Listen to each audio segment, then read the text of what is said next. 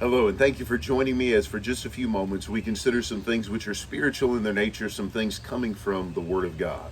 We're continuing on in our series concerning life's most important connections. We've been talking about the connection between husband and wife, and we're going to conclude in this section of talking about connections, the connection between a parent and a child in the direction of the parents to the children. We talked about the need to bring them up in the nurture and the admonition of the Lord, to view them as blessings, to love them, and not provoke them to wrath. But one other thing I want to add to that seems to be lost in many segments of our society is one thing that makes the connection between parent and child strong is when a parent practices proper discipline in the home.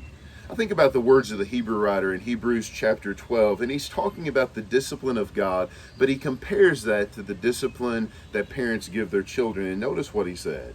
In verse 5, he says, "And you have forgotten the exhortation which speaks to you as sons. My son, do not despise the chastening of the Lord, nor be discouraged when you are rebuked by him.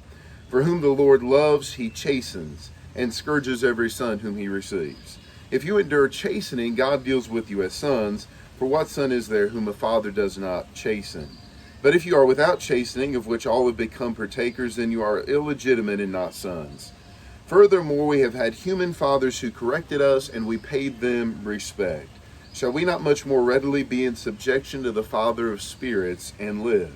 For they indeed for a few days chastened us as seemed best to them, but he for our profit, that we might be partakers of his holiness. Now no chastening seems to be joyful for the present, but painful. Nevertheless, afterward it yields the peaceable fruit of righteousness to those who have been trained by it." A number of things are said here about the discipline of a father to his child. And we want to talk about this not in the context of God's discipline, but instead of the discipline of earthly parents to their earthly children. Notice some of the benefits of discipline as you read through this. First, it shows that we love our children. If a parent refuses to discipline their child, they do not love them.